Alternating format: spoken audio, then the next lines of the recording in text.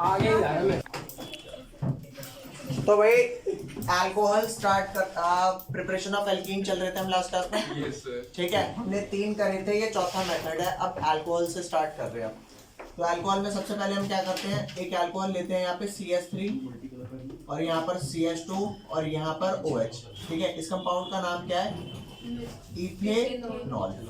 ठीक है, अब इसके अंदर मैं क्या करता हूँ, इसके अंदर ना कॉन्सेंट्रेटेड H2SO4 डालता हूँ। ये कॉन्सेंट्रेटेड H2SO4 करेगा क्या, यहाँ ध्यान देना, इस वाले कार्बन से ना इस OH को एलिमिनेट करेगा। ठीक है, जब यहाँ से OH निकल जाएगा तो यहाँ पर एक वैलेंसी कम हो जाएगी, है ना, और इस कार्बन पर 3 हाइड्रोजन है ना, इससे एक H निकालेगा, तो H और OH मिलके क्या बना लेंगे, H2O। जैसे ही यहाँ पे आपका ये H2O बनेगा तो अब यहाँ पर 2H रह गए और वहां पर भी क्या रहे, 2H। तो अब ये आपस में ये बॉन्ड बना लेंगे और आपका एल्कीन कंप्लीट हो गया। ठीक है, तो आपका ये एक हो गया। अगर ये इसका नाम क्या, इथेनॉल है। मान लो अगर प्रोपेनॉल होता तो CH3 CHOH मान लो इधर होता तो, और यहाँ पर CH3 हुआ, तो दोनों तरफ सेम हाइड्रोजन है ना, चेक करना दोनों तरफ क्या है, सेम हाइड्रोजन। तो या तो यहाँ से OH ले ले, यहाँ से H ले ले, या फिर यहाँ से OH ले ले और यहाँ से H ले ले। तो रिएजेंट वही डलेगा, कॉन्सेंट्रेटेड H2SO4, और वो क्या बन जाएगा, इधर से मैंने ले लिया H, डबल बॉन्ड आ गया यहाँ पे एक, और यहाँ पर CH3, और यहाँ क्या बन जाएगा, वाटर। ये समझ गए। तो ये आपका डिहाइड्रेशन हो गया। इस रिएक्शन को क्या बोलते हैं, फ्रॉम अल्कोहल से हम क्या करते हैं, इस रिएक्शन को हम बोलते हैं एसिड कैटलाइज्ड, नहीं डिहाइड्रेशन, हाँ acid catalysed dehydration. Acid catalysed क्यों बोला, क्योंकि एसिड क्या करता है, इस रिएक्शन को स्टार्ट करता है। स्टार्ट क्या करता है, इसको थोड़ा तेजी में करता है। ठीक है, और दूसरी चीज, क्योंकि वाटर निकल रहा है, वाटर का निकलना क्या कहलाता है, डिहाइड्रेशन। ठीक है, ये लिख लो जल्दी से। हाँ, नेक्स्ट आता है भाई क्या, केमिकल प्रॉपर्टीज। ठीक है, यहाँ पर आता है क्या, केमिकल प्रॉपर्टीज किसकी, ऑफ एल्कीन्स। ठीक है, अब सबसे पहली जो आती है वो आती है हाइड्रोजनेशन। हाइड्रोजनेशन कब होगी, जब मैं ऐड करूंगा hydrogen, addition of dihydrogen. Dihydrogen क्यों लिखा है, क्योंकि H2 ऐड करते हैं। तो मान करके चला, अगर तेरे पास कोई भी एल्कीन है, CH2 डबल बॉन्ड CH2, तो ये मैंने करवाया नहीं था कि H2 ऐड होता है क्या भाई, चेक करके देखना, यहाँ पर CH2 डबल बॉन्ड CH2 है, अगर ये वाला बॉन्ड टूट गया और यहाँ पर H और H लग गया तो एल्कीन से क्या बन गया, एल्कीन बन गया। ठीक है, तो ये आपका बन गया CH2, यहाँ पर H लग गया और यहाँ पर भी क्या लग गया, H, making the alkene. Is that clear. ठीक है, ये सबसे पहला था आपका बिल्कुल simple addition of dihydrogen. Second क्या आता है आपका, एडिशन ऑफ हैलोजन। हैलोजन में क्या होता है, यहाँ ध्यान देना। एक ऐसे नॉन मेटल का नाम बताओ जो लिक्विड है, ब्रोमीन। ब्रोमीन एक नॉन मेटल है जो लिक्विड है। तो ये जो ब्रोमीन लिक्विड है ना, ये बात रटने की तो जरूरत नहीं है ना, क्योंकि ये बात तो 10वीं में ही रटवा दी थी आपको। ठीक है, ब्रोमीन लिक्विड है और इसका कलर याद रखें। इसका कलर कैसा होता है, इसका कलर होता है रेडिश ब्राउन। रेडिश, अबे ब्राउन मुल्ले नहीं है ये रेडिश ब्राउन है। कोका कोला में हल्की सी फेंटा मिलाना, वैसा सा कलर आएगा। ठीक है, और एक और चीज होती है CCl4, ये भी लिक्विड होता है। पता है, बेंजीन भी एक लिक्विड होता है, कार्बन टेट्राक्लोराइड भी एक लिक्विड होता है, लेकिन ये वाला रेडिश ब्राउन कलर का होता है और ये कैसा होता है, ये कलरलेस होता है। ठीक है, तो अगर आप कलरलेस लिक्विड में ये रेडिश ब्राउन डालोगे तो ओवरऑल सॉल्यूशन क्या आएगा, हाँ, तो ये जो ओवरऑल सॉल्यूशन आएगा, ओवरऑल सॉल्यूशन ये कौन से कलर का आएगा, ये वही आएगा आपका रेडिश ब्राउन। ये बात समझ रहे हो नहीं समझ रहे, रेडिश ब्राउन।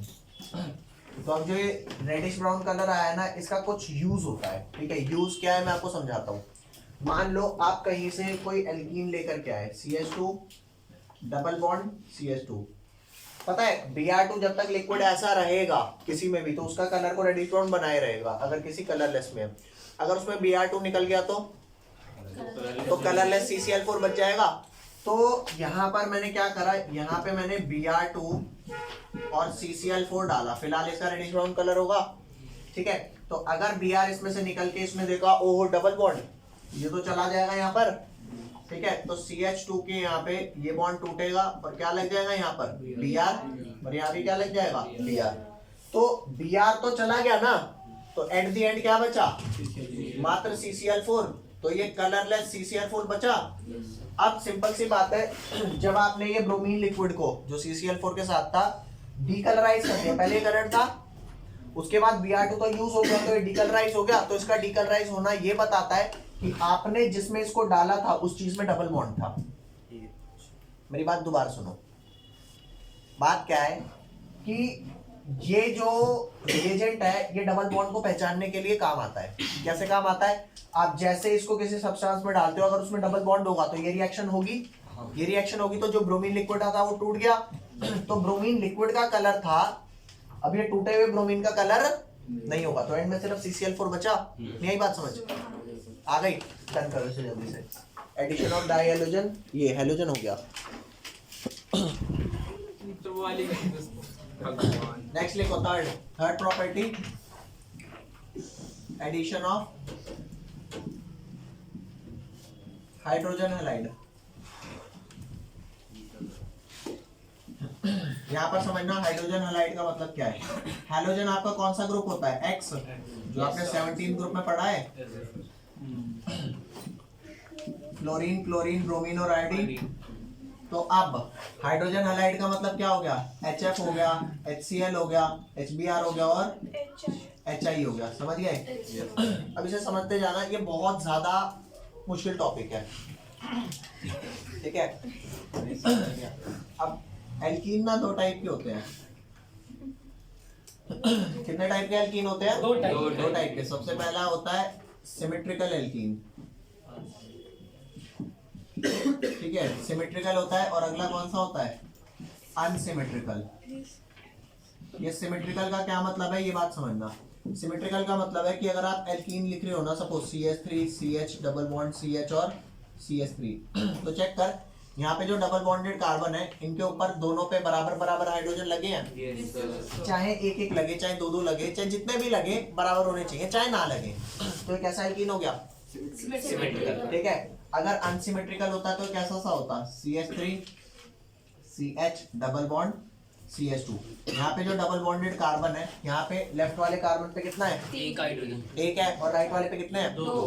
तो अगर यहाँ पर नंबर ऑफ हाइड्रोजन अलग अलग है, मैं डबल बॉन्डेड कार्बन की बात कर रहा हूँ, अगर इस पे डबल बॉन्ड नहीं लगा तो मैं इसकी बात भी नहीं करूंगा। तो डबल बॉन्डेड में दो ही तो कार्बन होंगे, एक लेफ्ट में होगा एक राइट में होगा।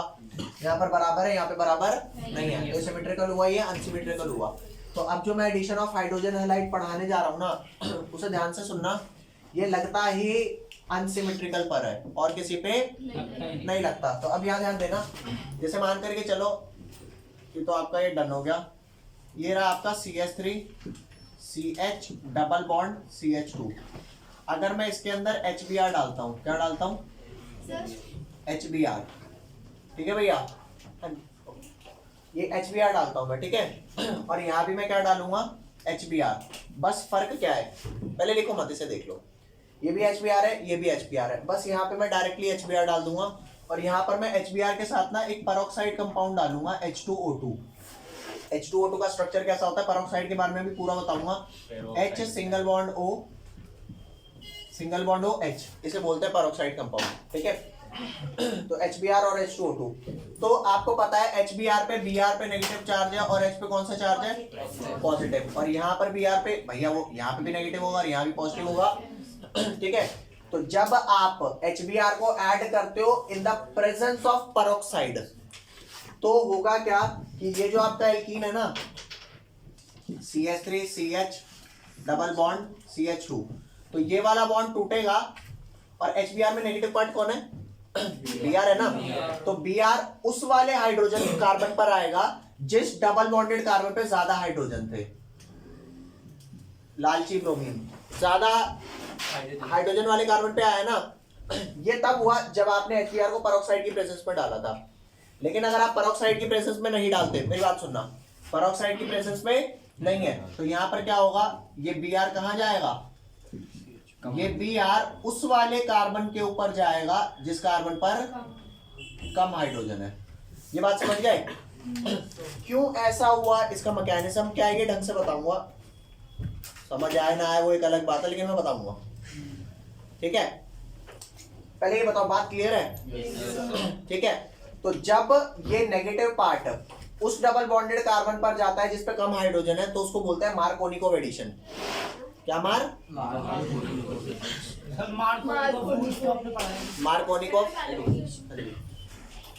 यहाँ पर क्या है, कोनी, क्या मारना है, कोनी, मार्कोनी कोव एडिशन। ठीक है जी, मार्कोनिकोव एडिशन। और जब ये समझ गया ना, जब नेगेटिव कम वाले पे जाता है और जब नेगेटिव वाला पार्ट जो होता है वो ज्यादा वाले हाइड्रोजन वाले कार्बन पे जाता है, तो उसे क्या बोलते हैं, anti Markovnikov. Anti Markovnikov, anti Markovnikov. इसका एक और नाम है, इसका नाम है खराश इफेक्ट। ठीक है भैया, खराश इफेक्ट नाम है। अब मेरी बात सुनना, फर्क दोनों में किस बात का था, H2O2 होने और ना होने का। इतना समझ में आया? तो अब मैं एक बार मार्कोनिकोव एडिशन को वहां पे डिस्क्राइब करवा दूंगा और एंटी मार्कोनिकोव की भी डिस्क्राइब करा दूंगा। ठीक है, एक बार आप लिख लो इसको। ये साइंटिस्ट के नाम थे, पता नहीं क्या है। ले भाई, यहाँ पे जो मॉलिक्यूल ऐड हो रहा है वो HBr है ना, HBr टूटा और इसमें जाके ऐड हो गया, तो ऐड होने वाले मॉलिक्यूल को बोलते हैं अडेंडम। वो बोलते हैं, पता नहीं, एडिंग मॉलिक्यूल भी शांति से बोल सकते थे, लेकिन उन्होंने बोल दिया। ध्यान देना, दिस रूल स्टेट्स दैट, अब देख ये जो एडिंग मॉलिक्यूल है इसका नेगेटिव पार्ट भी है पॉजिटिव भी है। नेगेटिव वाला मार्कोनिकोव में वहां गया था जहां पे कम हाइड्रोजन थे, उस कार्बन पे गया था ना। तो देख भैया रूल क्या कहता है, this rule states that negative part of the addendum, addendum क्या है आपका, adding molecule, gets attached to the carbon which possess less number of hydrogen atom। ये बात समझ में आई? तो अगर आपको कोई यहीं पर एंटी मार्कोनिकोव रूल कहेगा, तो एंटी मार्कोनिकोव रूल कैसे लिखा जाएगा, एंटी मार्कोनी कोव रूल। ये कैसे लिखा जाएगा, बस चेक करता जा। दिस रूल स्टेट्स दैट, अरे सेम चिपका देना, negative part of the addendum get attached to the carbon atom which possess more number of carbon, more number of hydrogen atom in the presence of any peroxide molecule। आपको peroxide वाली बात add करनी पड़ेगी, तो सब चेप देते हैं भैया, यहाँ ध्यान देना एक एक line. This rule states that negative part of the addendum adding molecule gets attached एक लाइन बना to the carbon atom। हाँ सही कह रहा, लाइन ही बना देते, which possess more number of hydrogen atom in the presence of any peroxide molecule। Okay, तो शायद रूल तो आपको समझ में आ गए होंगे। Yes sir. ना पढ़ने का मन करे ना करे, लेकिन चीज समझ तो आ रही है, समराइज हो रही है ना, बस इतना ही चाहिए। अब मैं इनकी ना मैकेनिज्म कराता हूँ ताकि आपको ये जस्टिफाई हो जाए कि यहाँ क्यों कम वाले पे जाता है, वहां क्यों ज्यादा वाले पे जाता है। हाँ मैकेनिज्म आती है और डायरेक्टली 5 नंबर का एक सिंगल क्वेश्चन आ जाता है इसमें। ठीक है, चलो फिर हम भी आप ही यहाँ ध्यान देना, मैकेनिज्म करते हैं किसकी, मैकेनिज्म ऑफ मार्कोनिकोव रूल को अब MKV लिखेंगे। ठीक है, पहले मैकेनिज्म समझ लो क्या होता है। ये एल्कीन मॉलिक्यूल होता है, ठीक है। एल्कीन मॉलिक्यूल में जो बीच का बॉन्ड है ना, ये 2 तरीके से टूट सकता है। ठीक है, कैसे, या तो ये वाला पूरा का पूरा बॉन्ड इस पे चला जाएगा, समझ रहे हो, और या फिर अगर यहां नहीं गया तो पूरा का पूरा बॉन्ड कहां चला जाएगा, इसके ऊपर, इन दोनों में से कोई एक ही सिचुएशन होने वाली है, दोनों नहीं होगी। तो एक को मैं लिख देता हूँ लेफ्ट वाली सिचुएशन और एक को लिख देता हूँ राइट वाली सिचुएशन, और दोनों को अलग अलग सॉल्व करते हैं। तो मान करके चलो अगर लेफ्ट वाली सिचुएशन हुई है तो CH3 CH पे नेगेटिव चार्ज और यहाँ पर CH2 पे कौन सा चार्ज है, पॉजिटिव चार्ज। ठीक है, तुम्हें हो सकता है थोड़ा सा ना समझ आए। ये हो गया। अगर राइट वाली सिचुएशन होती तो यहाँ पर CH3 CH पे पॉजिटिव चार्ज और CH2 पे नेगेटिव चार्ज। समझ गए? अब जैसे ये वाला हुआ ना, तो वैसे ही एक स्टेप क्या हुआ, एक स्टेप यहाँ पर कुछ ऐसा हुआ कि जो HBr है ना, HBr मॉलिक्यूल टूटा किसमें, H+ और Br- पे। ठीक है, तो Br- एक बड़ा मॉलिक्यूल है या छोटा मॉलिक्यूल है, मतलब बड़ा एटम है या छोटा एटम है हाइड्रोजन से, बड़ा एटम है ना। तो ये जाके वहां पहले रिएक्ट करे, ये थोड़ा स्लो प्रोसेस होगा, हाइड्रोजन फट से पहुंच जाएगा रिएक्ट करने। ठीक है भाई, तो यहाँ पर ध्यान दो, यहाँ पर H+ पहुंचा रिएक्ट करने के लिए। अब H+ कौन से पार्ट से जुड़ेगा, इस पॉजिटिव वाले से नेगेटिव वाले से, नेगेटिव से जुड़ेगा। तो यहाँ पर ध्यान देना, ये CH3 ये CH यहाँ पर जुड़ गया H, और यहाँ पर कौन सा चार्ज आया, पॉजिटिव। समझ गए? और वहां पर क्या हुआ, यहाँ पर भी भाई H+ तो यहाँ भी आया होता ना, तो वो कौन से वाले पार्ट से जुड़ता, नेगेटिव से। तो CH3 CH पॉजिटिव और CH2 और यहाँ पर H जुड़ गया। समझ गए? अब आप लोग मेरे को एक बात बताओ, जैसे कोई भी कार्बन होता है उस पर टोटल कितने ग्रुप लगते हैं, 4 ग्रुप लगते हैं, लेकिन उस पर पॉजिटिव या नेगेटिव चार्ज कब आता है, पॉजिटिव या नेगेटिव चार्ज कब आता है, जब एक ग्रुप या तो इलेक्ट्रॉन दे के गया हो या लेके गया हो। तो अब कितने ग्रुप लगे हैं, मात्र 3। तो चेक कर भैया, जिस कार्बन पर पॉजिटिव चार्ज यहाँ पर है उस पे हाइड्रोजन कितने चिपके हैं, एक चिपका है ना। तो एल्काइल ग्रुप कितने चिपके होंगे, 2। पता है क्या होता है, एल्काइल ग्रुप हमें एकदम से ना पहचान नहीं आते, कई बार कईयों को आते भी हैं, कई बार कईयों को नहीं भी आते, लेकिन उस कार्बन पे H तो डायरेक्टली लिखे होंगे ना। तो अगर इस पे एक H चिपका है तो एल्काइल कितने हो गए, अब टोटल 3 ही तो ग्रुप होते हैं। नहीं यही बात समझ, तो अगर H आपका एक है तो एल्काइल ग्रुप कितने हो गए भैया, 2।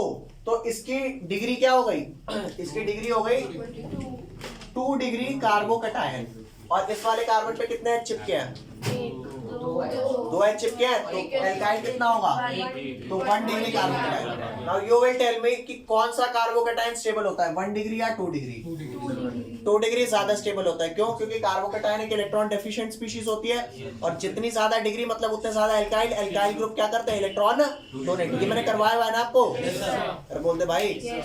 तो ये क्योंकि स्टेबल है ना, ये आपका स्टेबल हो गया, और ये वाला क्या हो गया, अनस्टेबल। इसलिए वो रिएक्शन उस वे में जाएगी क्यों, जहां पे अनस्टेबल कार्बोकैटायन बन रहा है। तो ये जो पूरा लेफ्ट वाला पोर्शन है ना, ये होगा ही नहीं। कौन जस्टिफाई करेगा लेफ्ट जा रहा है या राइट जा रहा है, वो जस्टिफाई करेगा कि भैया फाइनली कार्बोकैटायन कौन सा बन रहा है, तो स्टेबल है या नहीं है। एग्जैक्टली।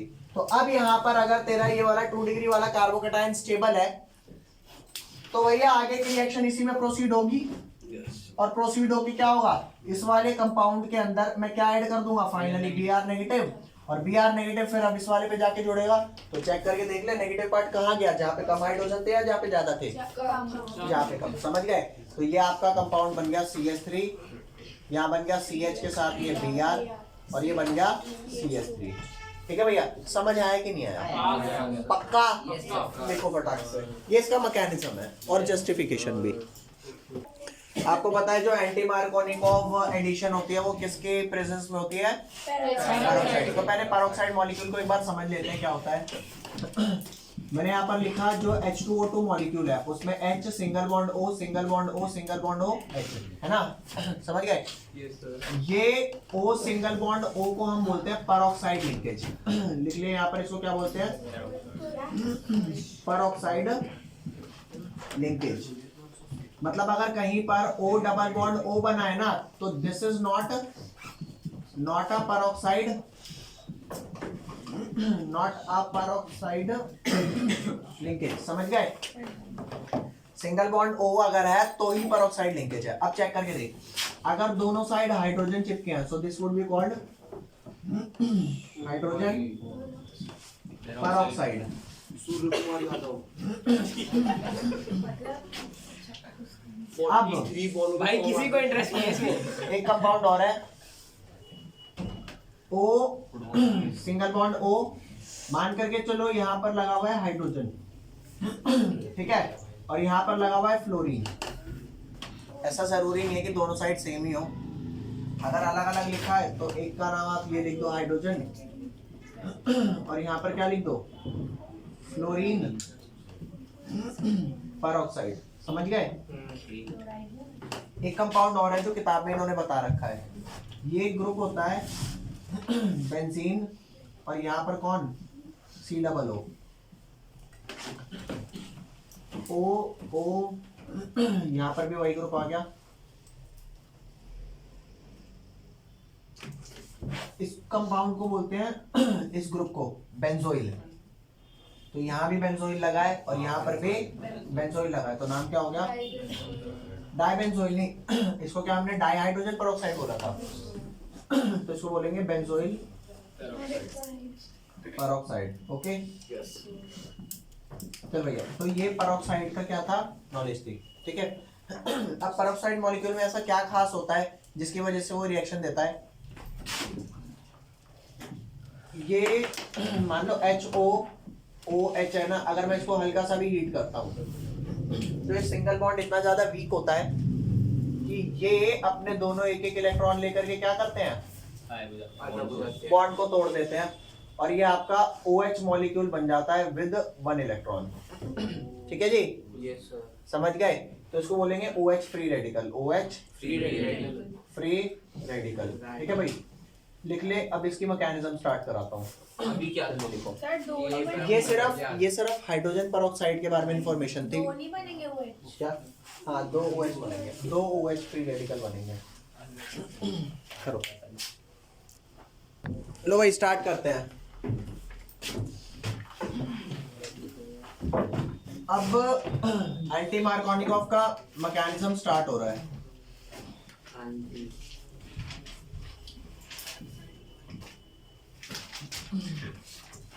सबसे पहले वाला मॉलिक्यूल ले लेते हैं, COO।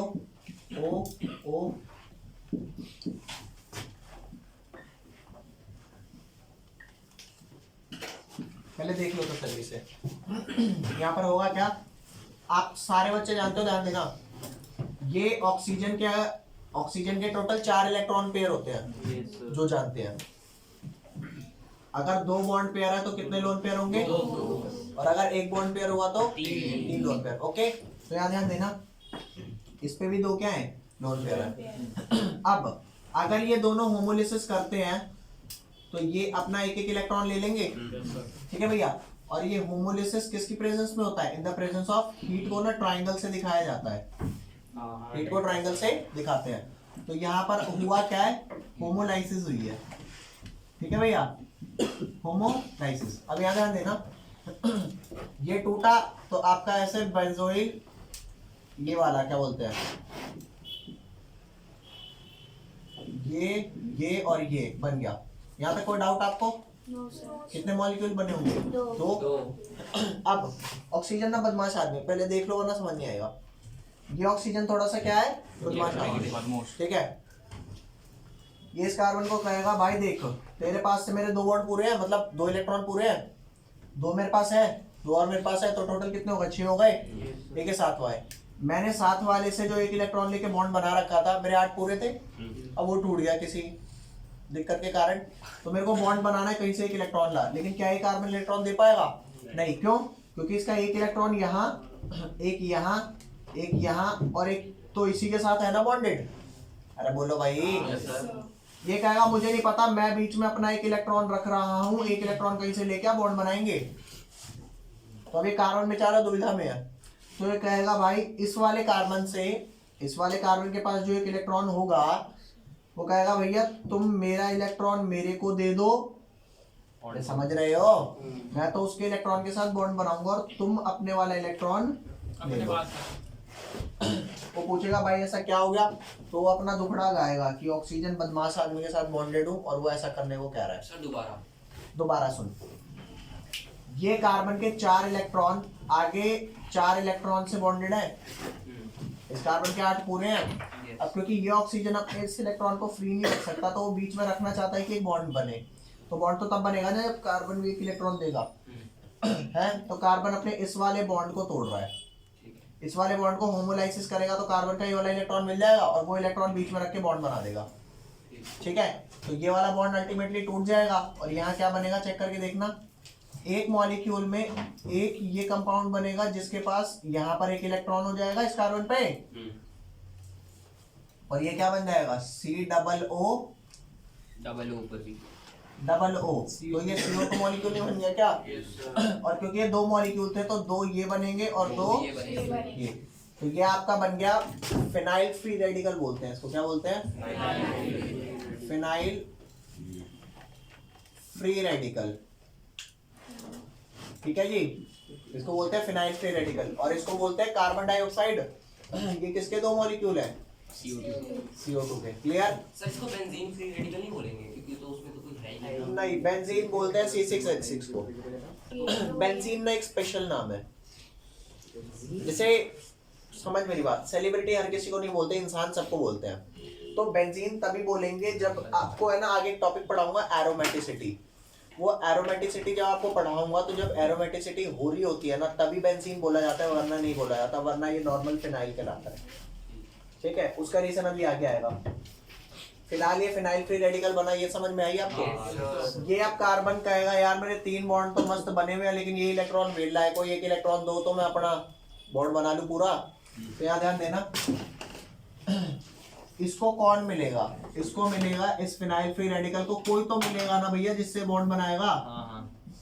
तो इसने देखा, क्योंकि ये मैं एंटी मार्कोनिकोव कर रहा हूँ, एंटी मार्कोनिकोव में 3 चीजें हुआ करती थी, एक पेरोक्साइड हुआ करता था, एक एल्कीन होता था, समझ रहे हो? तो ये जो पेरोक्साइड है इसने तो फिनाइल रेडिकल बना दिया, एक एल्कीन बचा है और एक HBr बचा है, HBr होगा ना। तो इस फिनाइल फ्री रेडिकल ने देखा सबसे, एल्कीन तो बड़ा मॉलिक्यूल है, इनने देखा भैया HBr ही छोटा है, आओ इसी को तोड़ता हूँ मस्त। तो ये गया HBr के पास, और HBr में भी कौन इजीली भड़केगा, H या Br? छोटा कौन है? छोटा को ही भड़का लेते हैं लोग, ठीक है। ये फिनाइल फ्री रेडिकल ये कह रहा है H भाई साहब एक इलेक्ट्रॉन लेके आओगे मस्त बॉन्ड बनाएंगे, उनने कहा आओ तो फिर बॉन्ड बनाते हैं। समझ रहे हो, छोटो को ही चुल होती है ना बॉन्ड बनाने की।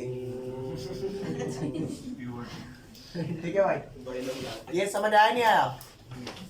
तो कुल मिलाकर के यहाँ पर ये H रेडिकल इस रेडिकल से जुड़ जाएगा, H पूरा हो जाएगा, ठीक है भैया। तो ये कंपाउंड आपका क्या बन गया? ये बेंजीन बन गया, और ये अब एक स्टेबल कंपाउंड बन चुका है। क्या बन गया ये आपका? Stable compound benzene. और यहाँ पर आपको मिल गया Br फ्री रेडिकल। अब Br में Br किसी और के साथ जाके जुड़ा नहीं, लेकिन Br तो अकेला हो गया, तो Br कहेगा नहीं कहेगा हमें भी कहीं बॉन्ड बनाने जाना चाहिए, समझ गए? तो अब ये एल्कीन में छेड़छाड़ करेगा, ठीक है, क्योंकि और तो कोई बचा नहीं। तो अब एल्कीन आया ये CH3 CH2 और यहाँ पे डबल बॉन्ड है, क्योंकि मैकेनिज्म फ्री रेडिकल चली आ रही है, आगे भी फ्री रेडिकल चलेगी। तेरे को नहीं आ रहा होगा कुछ भी समझ, बताऊंगा तेरे को कैसे समझ आएगा। ये अब यहाँ पे पूरा बॉन्ड नहीं शिफ्ट करना, क्योंकि पूरा बॉन्ड शिफ्ट करके नेगेटिव या पॉजिटिव चार्ज आ रहा है। फ्री रेडिकल के लिए क्या करेंगे? अगेन होमोलाइसिस करेंगे, अरे करेंगे ना। तो ऑब्वियस सी बात है, जब मैंने इसको होमोलाइसिस किया तो ये वाला CH3CH इधर भी रेडिकल और इधर भी रेडिकल बना, ठीक है। अब जो Br रेडिकल जाके जुड़ेगा ना बॉन्ड बनाएगा, उसके लिए अपॉर्चुनिटी है, या तो इसके साथ बॉन्ड बना ले उसे खाली छोड़ दे, या उसके साथ बॉन्ड बना ले इसे खाली छोड़ दे।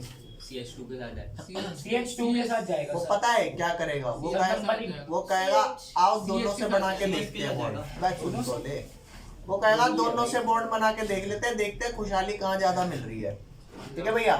तो एक बार वो लेफ्ट वाले कार्बन से बॉन्ड बनाएगा और एक बार, तो जब लेफ्ट वाले से बनाएगा तो लेफ्ट वाला प्रोडक्ट बनेगा, राइट वाले से बनाएगा तो ये लेफ्ट वाला प्रोडक्ट है और ये राइट वाला। लेफ्ट वाले से बनाएगा तो CH3 CH, यहाँ बॉन्ड बन गया Br और यहाँ बन गया CH2 रेडिकल, ठीक है भैया। अगर राइट वाले से बनाता तो क्या बनता?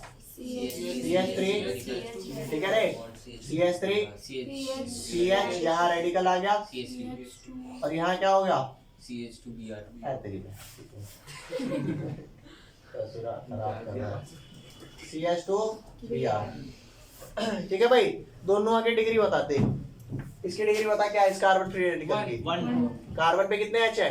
2 H है, तो ये एल्काइल हुआ, तो इसे बोलेंगे 1 डिग्री फ्री रेडिकल। और वो क्या हुआ, इस कार्बन पे 1 H है, 2 एल्काइल, 2 डिग्री फ्री रेडिकल। अब फ्री रेडिकल भी इलेक्ट्रॉन डेफिशिएंट ही होते हैं, समझ गए ना? तो जिसके एल्काइल ज्यादा वो स्टेबल ज्यादा, तो ये वाला क्या हो गया, स्टेबल हो गया, और इसके सामने ये क्या हो गया, अनस्टेबल। तो भैया ये अनस्टेबिलिटी दे रहा है तो ब्रोमीन कहेगा रहने दे भैया, तेरे साथ तो बॉन्डिंग अच्छी नहीं। वैसे भी मुझे शक हो रहा था, तू लेफ्ट है ना, राइट तो नहीं है ना, तो लेफ्ट वैसे भी बेकार ही होगा। तो कुल मिलाकर के बात यह है कि ये वाला 2 डिग्री फ्री रेडिकल चल गया ना। अब ये कहेगा यार यहाँ H तो लगा ही नहीं लगा ना, तो अगले स्टेप में अब ये क्या करेगा, CH रेडिकल है और यहाँ पर CH2 के साथ Br लग चुका है, ये एक दूसरे HBr मॉलिक्यूल को तोड़ने की कोशिश करेगा। किसको भड़काएगा, H को या Br को? H छोटा ही हुई भड़के भाई पहले, फिर ये हुआ अलग और ये भी हुआ अलग, तो H रेडिकल इसके साथ आके जुड़ जाएगा। ठीक है भैया, और अंत में यहाँ क्या रह गया, Br फ्री रेडिकल। Br कहेगा यार मेरे को फिर तुमने अलग छोड़ दिया, अब मैं दूसरा एल्कीन पकड़ूंगा, और ऐसे रिएक्शन टाइम चलती रहेगी। अरे भैया बढ़िया, तेरा ALKB वाला प्रोडक्ट नहीं समझ आई, दोबारा बता दो, मैं दोबारा मेंशन कर दूंगा साथ में। एक फ्री रेडिकल तो हमेशा रहेगा और ये चलता रहेगा मामला। हाँ हाँ उठा ले। H2SO4 का ना स्ट्रक्चर आपको बताता हूँ कैसा होता है। टेट्राहेड्रल तो मैंने आपको बता ही रखा है, 3 बॉन्ड नीचे और 1 बॉन्ड ट्राइपॉड। तो ये H2SO4 का ना ऐसा ही स्ट्रक्चर होता है, HOO और यहाँ पर OH होता है, यहाँ पर क्या होता है OH। तो जब भी कभी H2SO4 ब्रेक होता है ना, जैसे मान करके चलिए ये रहा H2SO4, ये ब्रेक होगा H+ में और HSO4 नेगेटिव में। तो इसमें बेसिकली होता क्या है कि ये जो OH बॉन्ड है ना, यहाँ पे हेट्रोलिटिकली ब्रेकिंग होती है और ये किसमें जाता है, ये O नेगेटिव पार्ट हो जाता है और ये वाला H+। ये भी टूटेगा तो कैसे होगा, ये OH, ये SOO, इसको ठीक है, ये O नेगेटिव प्लस ये H+। ये समझ आया नहीं आया? तो इसको ऐसे भी लिख देते हैं, HO और इसे SO2 और इसे O नेगेटिव। क्लियर? अरे बोल भाई। तो अब जब H2SO4 की एडिशन होती है ना, तो इसकी एडिशन मार्कोनिकॉफ टाइप होती है। मतलब नेगेटिव पार्ट कहाँ जाएगा, कम हाइड्रोजन वाले पे या ज्यादा वाले पे? मार्कोनिकॉफ में कम वाले पे जा रहा था ना जी। Very nice. तो आप कोई भी एक अगर मान ले सिमेट्रिकल एल्कीन हुआ, CH2 डबल बॉन्ड CH2, तो इसमें तो कहीं पे भी नेगेटिव जोड़ दे कहीं भी पॉजिटिव जोड़ दे कोई फर्क नहीं पड़ रहा। लेकिन अगर मान ले कोई अनसिमेट्रिकल एल्कीन हुआ, कुछ ऐसा देख ले भैया, अगर ऐसा हुआ और आप इसमें H2SO4 ऐड कर रहे हो, तो क्या होगा, H+ पार्ट कहाँ जाएगा, ज्यादा वाले पे, और नेगेटिव पार्ट कहाँ जाएगा, कम वाले पे ना। तो ये क्या हो जाएगा, CH2 का ये टूटेगा, बॉन्ड यहाँ पे आ गया H और यहाँ पर कौन आ गया, यहाँ पे आ गया O के साथ SO2 और SO2 के साथ OH। ये बात समझ आई कि नहीं आई? आ गई। पक्का? इतना नहीं है, यहाँ पे बस तुम्हें ये याद रखना है, एडिशन ऑफ H2SO4 ठीक है, अंडरगोज मार्कोनिकॉफ एडिशन। अगर आप ये याद कर लो मार्कोनिकॉफ है या एंटी मार्कोनिकॉफ है तो आप समझ जाओगे। ठीक है, नेक्स्ट आपको करा रहा हूँ एडिशन ऑफ वाटर, साथ के साथ लिखना खत्म हो जाएगा। मैं लिखना है, पढ़ ले या लास्ट कर ले। एडिशन ऑफ वाटर लिख, एडिशन ऑफ वाटर। वाटर में भी आपको पता है 2 तरह के पार्ट होते हैं, एक H+ होता है और एक OH-। तो इसकी भी एडिशन मार्कोनिकॉफ टाइप ही जाती है। ठीक है, तो एडिशन ऑफ मार्कोनिकॉफ और addition of H2O to H2O, ये भी क्या है, Markovnikov addition. Is that clear? अरे बोल भाई। तो यहाँ ध्यान दे, मैंने यहाँ पर क्या लिखा, अनसिमेट्रिकल एल्कीन भी CH3 CH double bond CH2 मैंने इसमें वाटर डाला, वाटर में आपको पता है दो पार्ट है H प्लस और OH माइनस, तो नेगेटिव पार्ट किधर जाएगा, बीच वाले पे राइट वाले पे, OH नेगेटिव पार्ट है ना, और मार्कोनिकॉफ जाना है बीच वाले पे। तो यहाँ पर CH3 आया, यहाँ पर CH आया, इधर OH और उधर कौन आ जाएगा, हाँ आप इसे चाहो तो CH3 भी लिख सकते हो, समझ गए। नेक्स्ट लिखो, जल्दी लिख फटाक से।